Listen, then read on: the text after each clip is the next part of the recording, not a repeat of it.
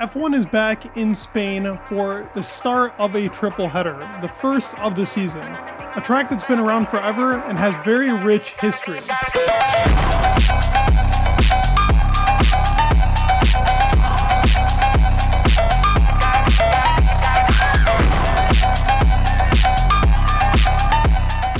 Spanish GP has been around for a while, and in 1986, Senna pulled off one of the closest finishes we've ever had in Formula 1, being able to hold off the faster Nigel Mansell in the Williams, winning the race by 0.014 seconds. Mansell pitted earlier, had the fresh rubber, and was catching Senna towards the end, but with a couple of great defensive moves, he was able to pull off the victory just by the slightest bit.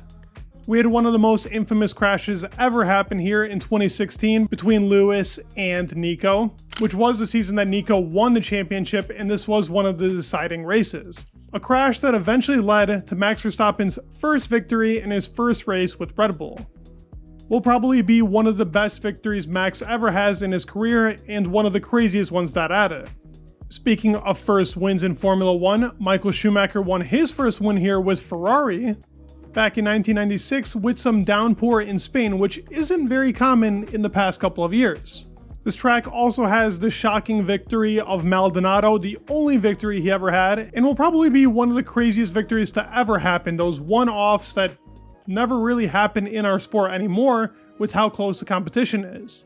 Maldonado had the perfect setup and Williams was just on it. They outsmarted Fernando to actually win the race, which was very unexpected.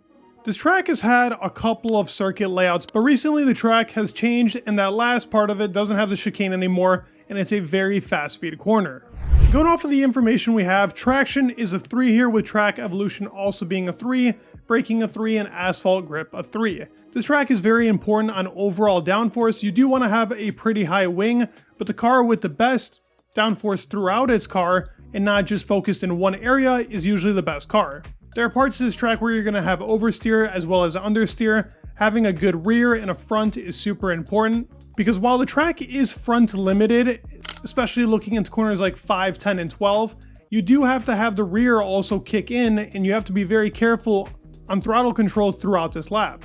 It's very tough on the tires with a 5 out of 5, and the downforce grip here is a 4. Could even be a 5 depending on the weather we have, but it should be a sunny day. In 22, we actually had 3 stops be a common thing. With the race being so hot and the cars being a lot newer in these regulations, teams had to pit 3 times. We ended up seeing a 2 stop in 2023, with Max using the medium, the hard, and the soft. We will have the C1 to C3 tire range here, which are the hardest compounds we have. We should expect something like a soft onto a hard, but the C1 is a tricky tire to gauge. Sometimes it's good, sometimes it's bad. You lose a lot of pace, but it could be the better tire over the medium because the medium could go out way quicker, and sometimes you need the longevity over pace. The Mercedes boys were able to pull off a soft, medium, soft, so it could be quite unexpected on what is the fastest strategy. That'll depend on temperature and weather on a track that's usually sunny weather. This track will help us get a great pecking order on which team has the best overall downforce. It'll be very important for tracks like Austria and Silverstone, which is part of this triple header going into this weekend.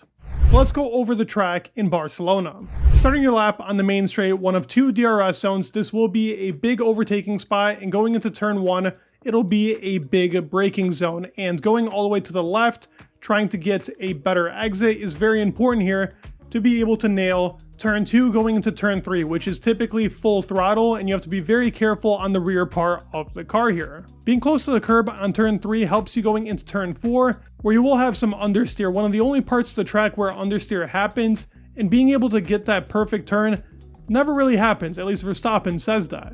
But the exit out of 4 is important because you got this tiny little straight going into 5, which is another tricky braking zone because you are going down. So locking up here happens very often, and we even saw Perez make a mistake back in 2023 here. Then with sector 2, we go into turns 6 and 7. 7 is a very hard turn to gauge, and you will lose the rear end here, but being able to get on throttle as quick as possible is very important because going into turn 8 and then 9 is full throttle, especially in these new Formula cars. 9 then leads us into our second DRS zone. We won't see many overtakes here unless somebody is very close, mainly because of the dirty air that 9 provides, and it's not that big of a straight like the first straight we have at the start-finish line. We then go into Sector 3 with a very hard braking zone in Turn 10, which you also might have some understeer going into this part of the sector.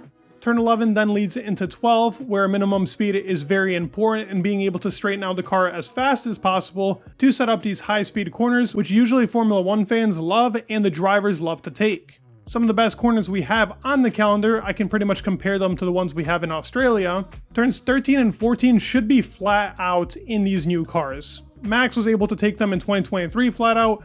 I expect most of the cars nowadays to take them flat. Maybe Sauber won't be able to, but typically if your car is pretty good in the high speed corners, taking this flat in qualifying will happen, but in the race this could be tricky with the amount of fuel in the car. And we can expect drivers to take care of their tires between these corners in the race. But that's a lap around Barcelona. Let's get into the predictions for the teams and the drivers. Let's talk about the top 3 best teams, worst teams, and the top 5 finishing order here in Barcelona. Our 3 best teams, now Mercedes has put themselves in the mix, and it's possible that they could hop in between the top 3. This will be a tricky track for them, and I don't think they're quite there yet. They do have upgrades coming here, which I covered in a couple of videos ago. And the team has done quite well on this track in the past couple of Grand Prix, but I think Ferrari and McLaren have the edge here, and I do think Red Bull will be the best team. I think it's going to be Red Bull in number 1. Well, to be specific, let's say Max Verstappen in number 1. Number 2, we're going to have McLaren.